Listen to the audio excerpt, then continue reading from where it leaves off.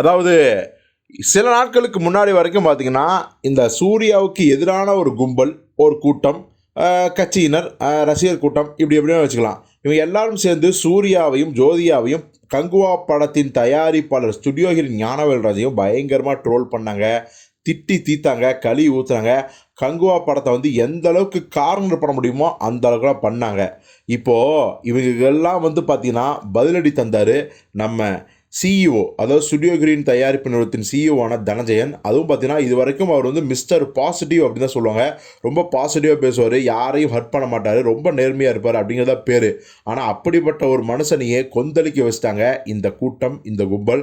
அவர் ஏற்கனவே சொன்ன மாதிரி அஜித் மற்றும் விஜய் ரசிகர்கள், அவங்க பேரை சொல்லாமல் இந்த 2 பெரிய ரசிகர்கள், சூர்யா எங்கே ஒரு பெரிய ஹீரோ ஆயிடுவார், இவங்களை தாண்டி போயிடுவார், அடுத்த கட்டத்துக்கு போயிடுவார் அப்படிங்கிற பயத்தால் தான் இந்த 2 ரசிகர் கூட்டம் பார்த்தீங்கன்னா சூர்யா வந்து முடிஞ்ச அளவுக்கு வந்து நெகட்டிவிட்டி பரப்புறாங்க.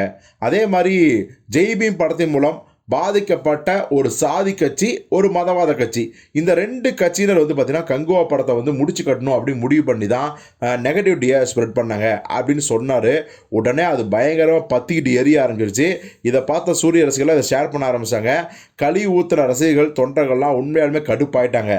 இப்போது நிறைய பேர் வந்து தனஞ்சயன்ட்ட, சார் வேணாம் சார், முடிஞ்சது முடிஞ்சு போச்சு, இப்போ நீங்கள் மறுபடியும் வந்து இந்த மாதிரி ஸ்பீச் கொடுத்து அந்த பிரச்சனையை பெருசாக்காதீங்க, தயவு செஞ்சு அவாய்ட் பண்ணிக்கங்க சார் அப்படின்னு கேட்டிருக்காங்க. ஆனால் தனஞ்சயன் ரொம்ப ரொம்ப தெளிவாக, பிடிவாதமாக, உறுதியாகவே இருக்கார். அவர் என்ன சொல்கிறாருன்னா, இல்லைங்க, நான் இனிமேல் தான் நிறையா பேச போகிறேன். ஏன்னா நம்ம பேசாமல் இருந்தால் இந்த பொய்கள் உண்மையை மறைச்சிடும். ஸோ என்னுடைய அடுத்தடுத்த இன்டர்வியூக்குள்ள இந்த 2 ஹீரோக்கள் ரசிகர்களும் சரி, 2 கட்சியினரோட தொண்டர்களும் சரி, குறிப்பாக அந்த ரசிகர்கள் எப்படியெல்லாம் சூர்யா படம் ரிலீஸ் ஆகும்போது, இல்லை சூர்யா பற்றிய செய்திகள் வரும்போதெல்லாம் அதை திருச்சி எப்படி மக்கள்கிட்ட கொண்டு போய் சேர்க்குறாங்க, போலியா பொய்யா அப்படிங்கிறத நான் அடுத்தடுத்த இன்டர்வியூக்கள் வந்து தோல் உரிக்க போகிறேன் அப்படின்னு சூளுரைச்சிருக்காரு. இதை பார்த்த சூர்யாசுகளாக பயங்கரமாக தனஞ்சயனை கொண்டாடுறாங்க, பாராட்டுறாங்க, வரவேற்க செய்கிறாங்க. ஆனால் ஒரு பக்கம் அஜித் ரசிகர்களும் விஜய் ரசிகர்களும் செம்ம கடுப்புட்ருக்காங்க, அவர் என்னென்ன பேச போகிறார் அடுத்தடுத்த இன்டர்வியூவில் அப்படின்னு. ஸோ பொறுத்து பார்ப்போம் தனஞ்சயன் அவர்கள் என்ன மாதிரியான எதிர் தாக்குதலை செய்ய போகிறார் அஜித் மற்றும் விஜயின் மீது, அல்லது அஜித் மற்றும் விஜய் ரசிகர்கள் மீது அப்படிங்கிறதையும் நாம் வெயிட் பண்ணி பார்ப்போம்.